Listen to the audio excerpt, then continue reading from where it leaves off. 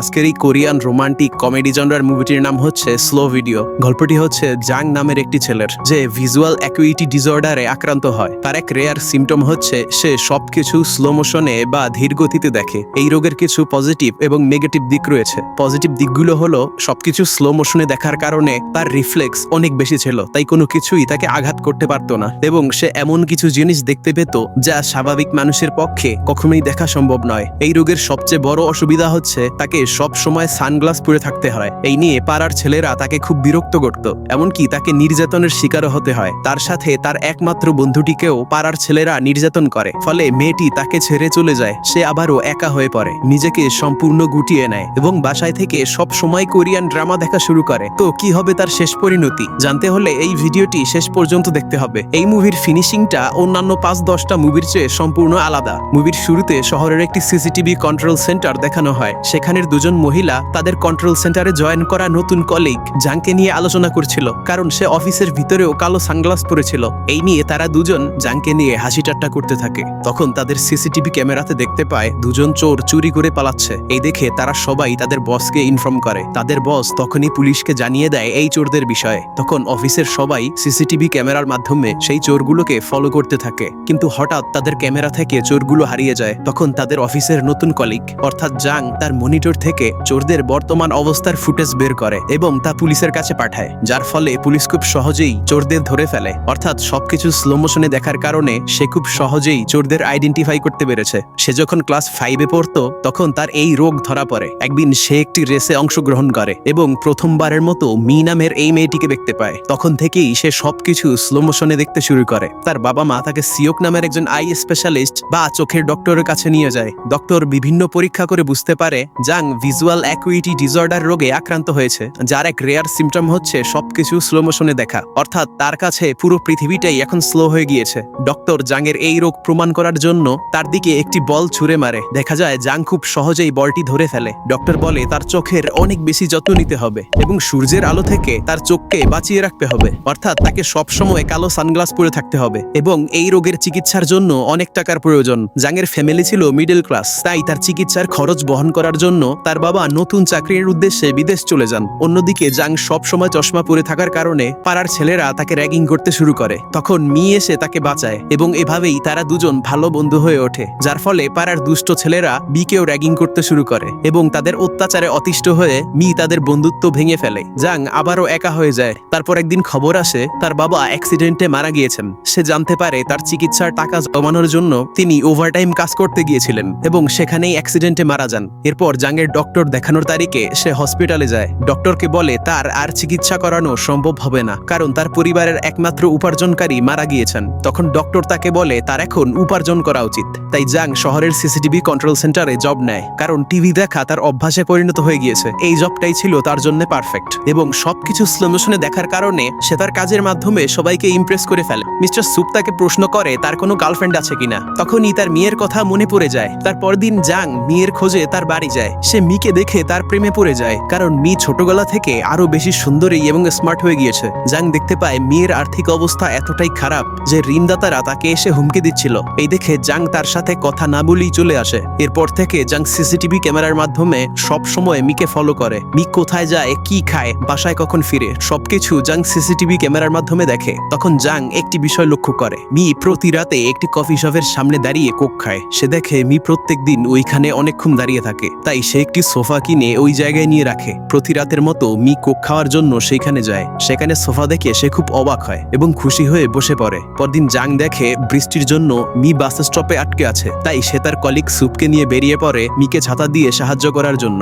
কিন্তু মি তাকে বখাটে ভেবে ভয়ে দৌড়ে পালিয়ে যায়। তারপর ডক্টর দেখানোর তারিখে সে ডক্টর সিওকের কাছে আসে। তাকে জিজ্ঞেস করে মেয়েদেরকে কিভাবে ইমপ্রেস করতে হয়। ডক্টর বলে ফুল উপহার দিলে অনেক মেয়ে ইমপ্রেস হয়ে যায়। পরদিন সে মিকে ফুল দেওয়ার জন্য তার পিছু করতে থাকে। তখন মি এক সিঙ্গিং কম্পিটিশনে অডিশন দিতে যাচ্ছিল, কিন্তু লেট হয়ে যাওয়ায় সে ফোনের মাধ্যমে অডিশন দেয়। তখন জাং মুগ্ধ হয়ে তার গান শুনতে থাকে।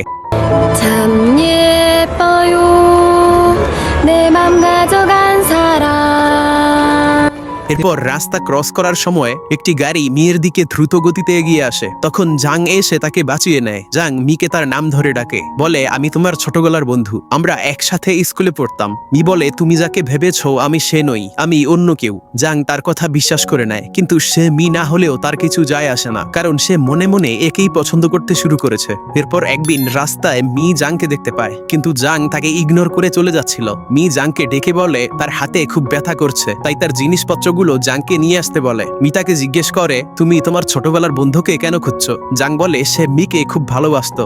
তারপর দিন জাং যখন মিকে দেখছিল তখন সে লক্ষ্য করে মি প্রচন্ড খুশি হয়ে নাচতে থাকে, কারণ সে এই প্রথম তার মনের মতো একটি জব পেয়েছে। তাই সে পার্টি করার জন্য একাই রেস্টুরেন্টে চলে আসে। মিকে দেখার জন্য জাং রেস্টুরেন্টের সামনে এসে দাঁড়িয়ে থাকে। মি তাকে দেখতে পায় এবং তার পার্টিতে ইনভাইট করে। তারপর খাওয়া শেষে তার রেস্টুরেন্টের মধ্যেই সেলিব্রেট করতে থাকে। পরদিন সেই কফি শপের সামনে তাদের আবার দেখা হয়। মি জাং এর জব সম্পর্কে জিজ্ঞেস করে। জাং বলে সে সিসিটিভি কন্ট্রোল সেন্টারে জব করে। এরপর জাং তাকে জিজ্ঞেস করে সে প্রতি রাতে এইখানে কেন আসে। মি বলে সে কফি শপের ওনারের উপর ক্রাশ খেয়েছে, কারণ সেই ওনারের একটি প্রাইভেট কার আছে। মি বলে সে প্রাইভেট কারে ট্রাভেলিং করতে পছন্দ করে। তখন জাং খুব জেলাস হতে থাকে, কারণ তার কোনো গাড়ি ছিল না। সে পরদিন অফিসের সবার কাছে প্রাইভেট কারে খোঁজ করে, কিন্তু কারো কাছেই প্রাইভেট কার ছিল না। এরপর সে মিয়ের সাথে পার্কে দেখা করে। তাকে প্রশ্ন করে আমার কাছে প্রাইভেট কার থাকলে তুমি কি করতে? উত্তরে মি বলে সে প্রতিদিন সমুদ্র সৈকতে বেড়াতে যেত।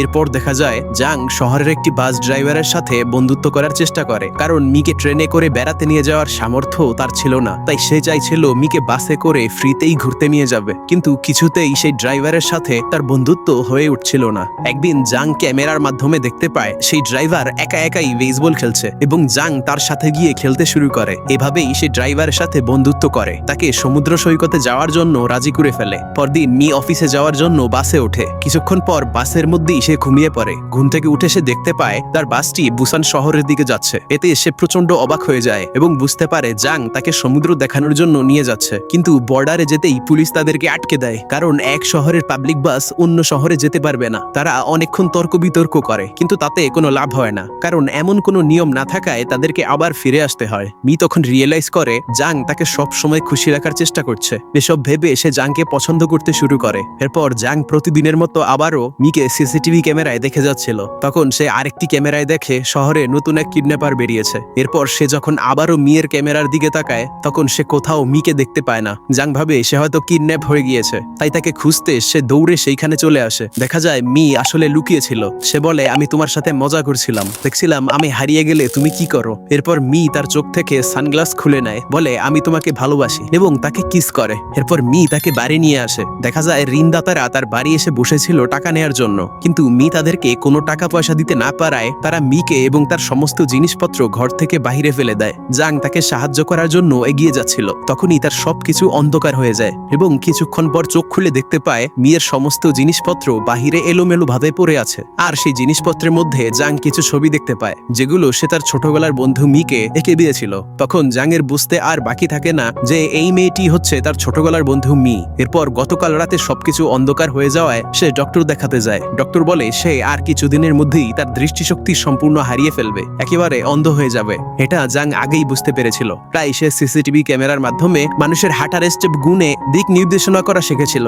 অন্যদিকে মি তার বাড়ি এবং জব দুটোই হারিয়ে ফেলে এবং আশ্রয়হীন হয়ে রাস্তায় হাঁটতে থাকে। তখন জাং এর কলিগ সিসিটিভি ক্যামেরায় দেখতে পায় সেই রাস্তায় এক ওয়ান্টেড কিডন্যাপারের গাড়ি রয়েছে। সে এই বিষয়টা তার বসকে জানায়। তার বস পুলিশকে ইনফর্ম করে। তখন জাং হঠাৎ লক্ষ্য করে মিকে কোনো ক্যামেরায় দেখা যাচ্ছে না। তাই সে মিকে বাঁচাতে সাইকেল নিয়ে বেরিয়ে পড়ে। রাস্তায় একাধিকবার তার চোখ অন্ধকার হয়ে আসে। সে বারবার অ্যাক্সিডেন্ট করতে থাকে। ওইদিকে জাংকে বারবার অ্যাক্সিডেন্ট করতে দেখে মিস্টার সুপ তাকে সাহায্য করার জন্য বেরিয়ে পড়ে। এরপর জাং মিয়ের কাছে এসে পৌঁছায়। দেখতে পায় কিডন্যাপার মিকে ধরে নিয়ে যাচ্ছে। জাং চিৎকার করে মিকে ডাকতে থাকে এবং তার দিকে দৌড়ে আসে। এই দেখে কিডন্যাপার মিকে ছেড়ে পালিয়ে যায়। তখনই জাং এর চোখ অন্ধকার হয়ে যাওয়ায় সে একটি গাড়ির সাথে অ্যাক্সিডেন্ট করতে যাচ্ছিল। তখনই মি তার হাত ধরে তাকে বাঁচিয়ে নেয়। এরপর সেখানে পুলিশ চলে আসে। তারা মিকে কিডন্যাপারের বিষয়ে জিজ্ঞাসাবাদ করার জন্য নিয়ে যায়। তখন মিস্টার সুপ সেখানে চলে আসে। জাং তাকে বলে সে কয়েকদিনের মধ্যেই সম্পূর্ণরূপে অন্ধ হয়ে যাবে এবং এরপর থেকে সে আর কখনোই হয়তো মিকে দেখতে পাবে না। এই বলে সে কান্নায় ভেঙে পড়ে।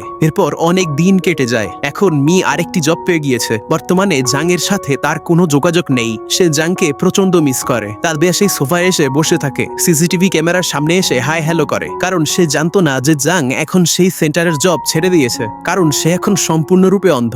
একদিন মি যখন সেই কফি শপের সামনে সোফায় বসেছিল, তখন সে হঠাৎ জাংকে দেখতে পায়। সে জাংয়ের সাথে কথা বলার জন্য এগিয়ে যায়, কিন্তু দেখে জাং অন্ধদের স্টিক বের করছে হাঁটার জন্য। এইদিকে সে বুঝতে পারে জাং সম্পূর্ণ অন্ধ হয়ে গিয়েছে। এতে সে প্রচন্ড কষ্ট পায়। এরপর থেকে মি জাংকে ফলো করতে শুরু করে। একদিন সে দেখে জাং একটি ফটো এক্সিবিশন বা আর্ট গ্যালারিতে ঢুকছে। মি সেখানে এসে দেখতে পায় জাং তার অনেকগুলো ছবি এঁকে সেখানে রেখেছে এবং দেখানো হয় অন্ধ হয়ে যাওয়ার পরেও জাং তার স্মৃতিশক্তি এবং পরিমাপের মাধ্যমে খুব সহজেই মিয়ের ছবি আঁকতে পারত। তো এই সবকিছু বুঝতে পেরে মি খুব ইমোশনাল হয়ে পড়ে। এরপর প্রতিদিনের মতো আবারও সে যখন জাংকে ফলো করছিল, তখন জাং বুঝতে পারে এবং ঘুরে দাঁড়ায়, বলে তুমি কি আমার সাথে যেতে চাও? এই শুনে মি দৌড়ে এসে তাকে জড়িয়ে ধরে এবং গল্পটি এইখানেই শেষ হয়ে যায়।